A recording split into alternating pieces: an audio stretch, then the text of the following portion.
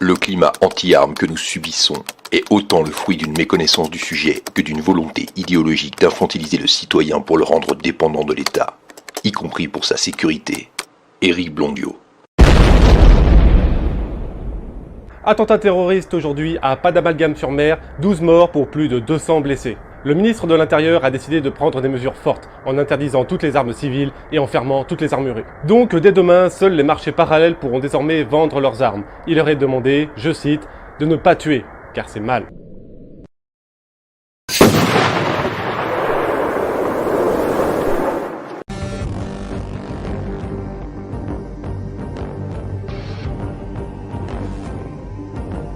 Aujourd'hui, nouvel attentat terroriste à Montcuq-sur-Commode. 158 morts pour plus de 200 blessés. Le ministre de l'Intérieur ne comprend pas ce qui se passe. En effet, depuis le nouveau décret anti-armes, seules les vagues de clandestins peuvent apporter des armes pour faire tourner le marché parallèle. Donc, comment ont-ils fait pour se procurer des armes alors que toutes les armureries du pays sont fermées?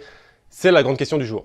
Des nouvelles mesures seront donc prises en faisant fermer tous les stands de tir, en détruisant toutes les armes légales et en désarmant toutes les forces de l'ordre.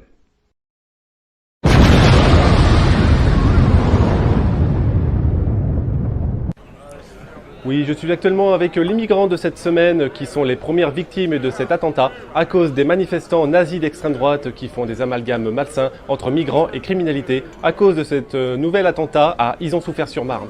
Nouvel attentat faisant un nouveau record de 2586 morts pour plus de 12 000 blessés. Ce nouvel attentat incompréhensible et imprévisible a fait prendre des mesures draconiennes en faisant enfermer tous les tireurs du pays, ainsi que les chasseurs et les airsofters, et bien entendu en détruisant tout ce qui peut être encore considéré comme une arme, comme les outils, les piquets de tente, les crayons ou encore les cailloux. Cette action est comme d'habitude soutenue par toutes les associations gauchistes, dont le représentant a annoncé ce matin « Pitié, tuez ma famille mais pas moi, je vous suce si vous me laissez vivre ». Une annonce très courageuse, soutenue comme d'habitude par toutes les associations et mouvements d'extrême gauche, que je ne citerai pas à cause du caractère tout public de l'émission. On n'y a pas été un peu fort avec l'intro là? Au moins comme ça, tout le monde a compris que je prendrai pas de pincettes aujourd'hui. En France, le débat sur le port d'armes est un sujet tabou, houleux, très polémique, où se mêlent souvent incompréhension, méconnaissance, idiotie et légendes urbaines. Donc sujets que ne peuvent manier correctement que les plus peaufins, subtils, intelligents et démagogues d'entre nous. Ce que je ne suis absolument pas. Donc ne vous attendez pas à une réflexion profonde, encore moins une recette miracle. Aujourd'hui, j'ai surtout envie de me défouler. Désarmer le peuple est le meilleur et le plus efficace moyen de l'asservir. George Mason. Bon, c'est quoi le port d'armes citoyen? Le port d'armes est souvent vu par les plus simplistes comme ce qui se fait de pire dans les pires recoins des USA par les pires débiles du secteur. C'est-à-dire un port d'armes ingéré, devenu ingérable, où tout le monde s'entretue au moindre regard de travers. D'ailleurs, tous les réfractaires au port d'armes qui n'ont aucun argument valable sur le sujet nous le ressortent constamment, sans vraiment savoir ce qui se passe là-bas et surtout sans faire la différence entre film hollywoodien, journalistes de propagande de merde et réalité. Ouais, sinon en argument contre les armes, il y avait aussi l'Australie qu'on nous ressortait il y a encore pas si longtemps, comme quoi la grosse répression sur les armes à feu là-bas a fait diminuer la criminalité. Mais quand on regarde de plus près, on se rend vite compte que ce n'est pas une bonne référence pour faire de l'anti-armes. Très loin de là. En France, après les attentats et au vu de l'incompétence et la résignation du gouvernement de faire quoi que ce soit d'intelligent, bon, en général, c'est à peu près tous les sujets, mais là, on va parler uniquement de terrorisme. N'ayant aucune solution réelle ni aucune envie de faire quoi que ce soit, un système de port d'armes a été demandé en France.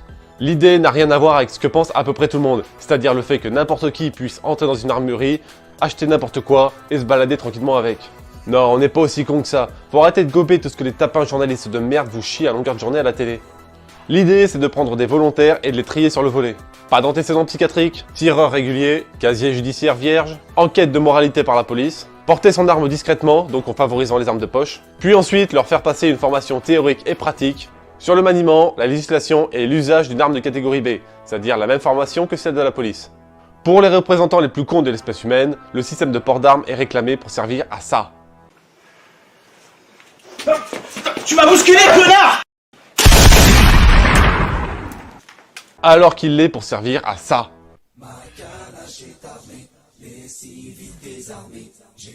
Ça va à la Wagbe sa mère.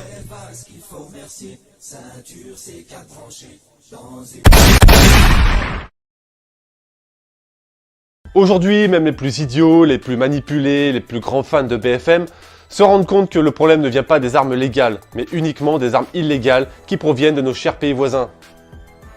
Les armes et ceux qui s'en servent d'ailleurs.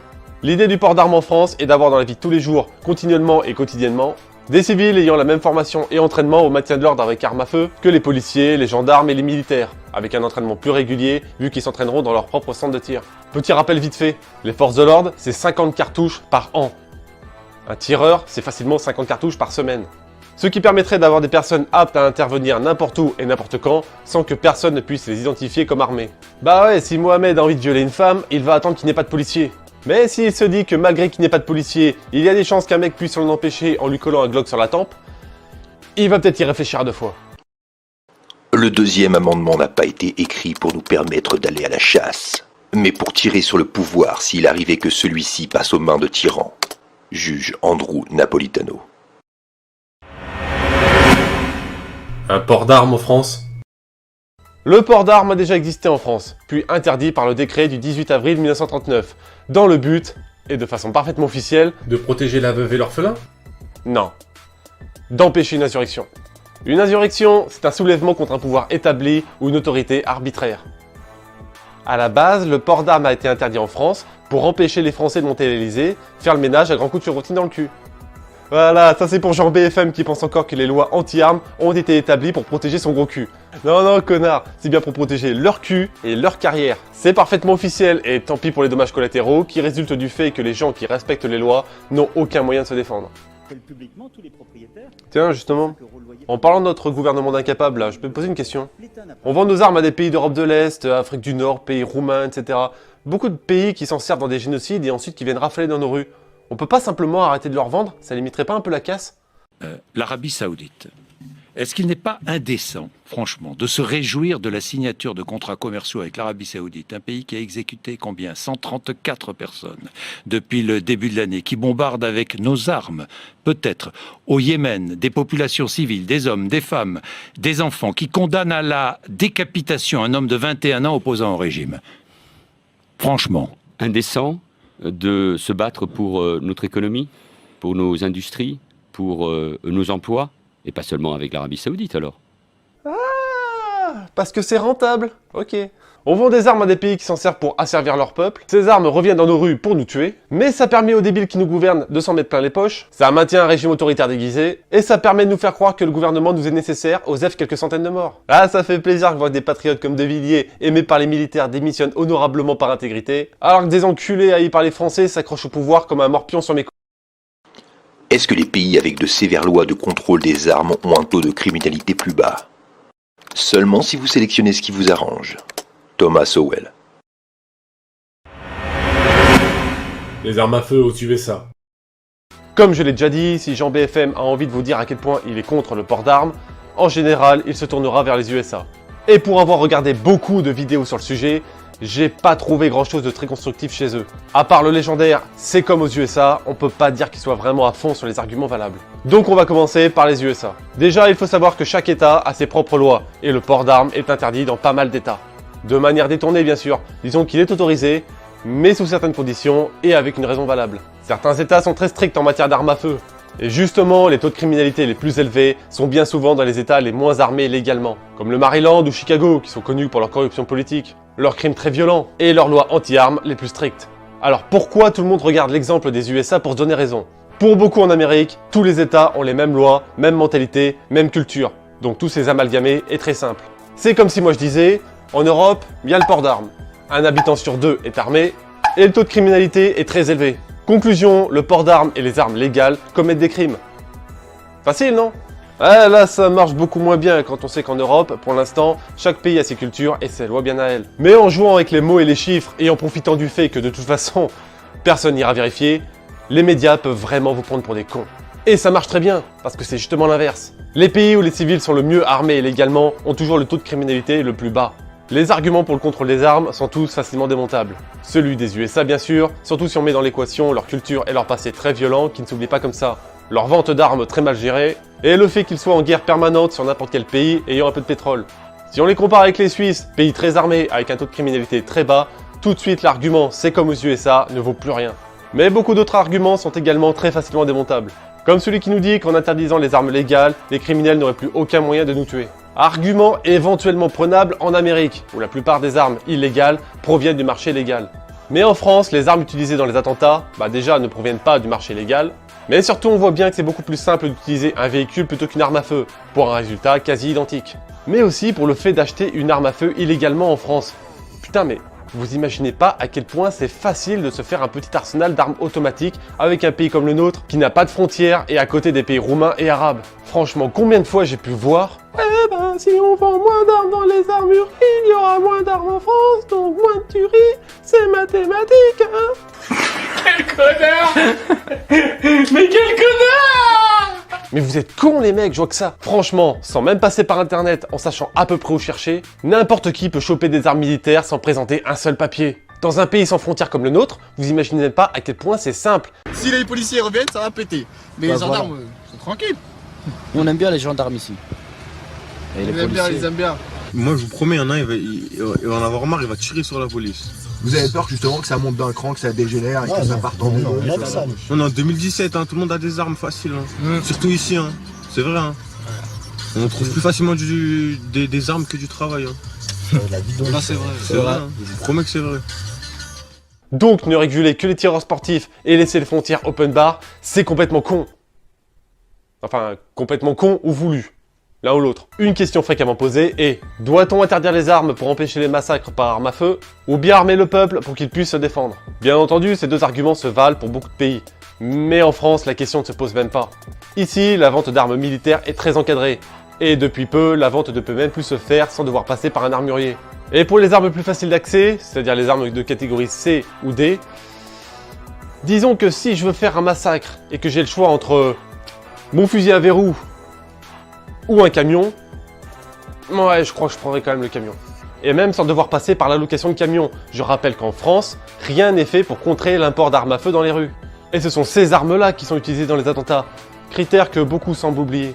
Avec tout ça, pas étonnant que les arguments les plus fréquents sont: ouais ben les tireurs c'est tous ces tueurs psychopathes nazis. Ouais, l'argument préféré de celui qui n'a aucun argument. La population commence tout doucement à comprendre que le monopole de la violence légitime en cas d'agression est un fiasco dans notre société, et que le citoyen a également un rôle à jouer dans le maintien de la sécurité publique. Daniel Bitz. Le port d'armes politiquement. En France, que les gauchistes se rassurent, le port d'armes citoyen n'arrivera jamais. Le pays devient de plus en plus liberticide, la criminalité augmente de plus en plus, et le gouvernement n'a aucun intérêt à ce que ça change. Mais contrairement à ce qu'on pense, le port d'armes existe en France. Certains sénateurs, maires, le président, les transports de fonds, mais le port d'armes ne sert qu'à protéger ce qu'il y a le plus important en France, c'est-à-dire les enculés qui nous gouvernent, et le pognon. Hein, vous ? Non, désolé de vous le dire, mais vous êtes un petit peu de la merde. Pour l'instant, l'accès au port d'armes est exclusif à la police et aux criminels, les petits comme les grands. Les législations ne servent finalement qu'à laisser le monopole des armes à feu à ces gens-là, dans une société où la police n'a jamais été aussi peu capable de protéger les citoyens honnêtes. Pour avoir discuté avec pas mal de Suisses, eux sont très contents de leurs politiciens. Les citoyens votent leurs propres lois via un référendum d'initiative populaire, les dirigeants sont révocables s'ils venaient à faire de la merde, les lois vont dans le sens des intérêts du peuple, la base d'une démocratie quoi. Donc vous imaginez bien qu'avec un pays comme la France où les dirigeants sont de plus en plus corrompus, menteurs et voleurs, il n'y a aucune chance pour qu'ils nous laissent un jour la possibilité de remonter la barre. Rien à foutre pour eux du taux de criminalité. Exemple, imaginons que par la plus grande surprise générale, Macron décide de baiser tous les Français. Eh ben le seul pouvoir politique que vous possédez, la seule et unique chose que le mouton de base peut faire contre lui, c'est de pas revoter pour lui en 2022. Eh si, cherchez bien, le seul pouvoir politique que le mouton de base possède, c'est de voter pour un connard, ouais, ou une connasse, potentiellement pire que lui pour se venger de 5 ans d'enculerie. N'oubliez pas que ces mecs-là sont avant tout des carriéristes, mis en place par des milliardaires. Leurs seuls intérêts, c'est de s'en mettre plein les poches. Vos petites gueules, ils en ont rien à carrer. Contrairement à la Suisse, qui, eux, ne craignent ni les criminels, ni les terroristes, mais uniquement leur gouvernement. Et il faut dire qu'avec le petit risque d'une révolte populaire au moindre pas de travers, on devient beaucoup plus docile. La Suisse est le deuxième pays le mieux armé d'Europe, celui où le taux de criminalité est le plus bas, et sûrement le plus démocratique. Donc le coup de « si le peuple venait à s'armer, ce serait le chaos », je suis totalement d'accord. Mais le chaos pour qui finalement? Ou bien tous les hommes libres ont le droit de posséder et de porter des armes, ou bien c'est un privilège des criminels d'une part de la nomenclatura policière et des favoris du régime d'autre part. Pierre Lemieux. Les armes à feu sont interdites, donc la zone est sûre. Le port d'armes en Amérique a permis d'empêcher beaucoup de massacres. Faut pas oublier que la plupart des tueries ont lieu dans des lieux publics où les armes sont interdites. Et c'est normal, personne peut se défendre. Et c'est pas le videur de l'entrée qui va arrêter un gang armé avec son bobo poivre. Donc là on est sur des cibles faciles qui n'opposeront aucune résistance. On appelle ces endroits des gun-free zones, donc zones où les armes sont proscrites, et donc cible prioritaire pour une petite attaque massive. Et en France, ben nous, le pays entier est une gun-free zone. Aujourd'hui, les Français ne font plus du tout confiance au gouvernement pour leur sécurité, particulièrement après avoir goûté à Cazeneuve et ses fils de puterie à répétition. Et à côté de ça, le système nous pousse à ne pas nous défendre par nous-mêmes et à leur faire confiance. Pas étonnant la tension des dernières années. Si les frontières ne sont pas sécurisées et si les citoyens ne sont pas autorisés à posséder des armes à feu, alors les attaques terroristes vont continuer. Alec Scarlato. Conclusion et fin. D'habitude, sur n'importe quel sujet, j'ai rarement d'avis tranché. Il y a toujours du pour et du contre, quel que soit le domaine. Mais cette fois-ci, non. Je ne trouve pas de vrais arguments solides pour faire pencher la balance contre le port d'armes, et encore moins en faveur d'une restriction. L'idée du port d'armes permettrait d'avoir des personnes compétentes et infiltrées dans la vie de tous les jours, aptes à défendre les citoyens en sélectionnant des personnes entraînées et saines d'esprit. Je rappelle aussi que même en passant par la voie légale, un tueur peut se procurer une arme à feu. Un peu comme cet antifa punk à chien qui est venu menacer de tuer du facho sur les pages armes à feu avec son revolver. Donc pour les civils honnêtes et respectueux des lois, il est peut-être grand temps de vous préoccuper de votre sécurité personnelle, en vous disant que tout le monde n'est peut-être pas aussi honnête et contre la violence que vous. Et surtout, vous posez la question, est-ce que vous voulez rester continuellement du mauvais côté du canon? Bref, le sujet est loin d'être aussi facile. Je vous ai donné mon avis personnel et comment j'en suis arrivé à l'avoir. Personnellement, je suis parfaitement conscient que les armes doivent être régulées et que certaines mesures doivent être prises en France pour l'achat des armes légales. Mais par contre, que le combat contre les armes légales ne devrait pas être prioritaire et que des mesures comme le port d'armes devraient pouvoir au moins être envisagées. Même si ce n'est peut-être pas la solution ultime et qu'elle a des failles, je vous rappelle que pour l'instant en France, aucune solution n'est envisagée pour vous défendre. Voilà, c'est la fin de la vidéo, donc si votre avis est différent, voire inverse, n'hésitez pas à en parler dans les commentaires. Si par contre le sujet vous est inconnu, mais vous intéresse, je blinde la description d'articles et de vidéos sur le sujet. Certains en faveur du port d'armes, d'autres contre. Allez, on se voit à la prochaine vidéo, à plus tard. Un grand merci à tous les tipeurs qui font vivre ma chaîne. Vos dons m'ont permis d'avoir une bonne qualité audio et vidéo. J'ai pu dernièrement m'acheter quelques bouquins pour des vidéos spécialisées. Et prochainement, j'ai prévu de faire mon touriste dans les stands de tir en Suisse pour tester et montrer des armes quasiment impossibles à trouver en France, voire carrément blacklistées. Et ça, c'est grâce à vous.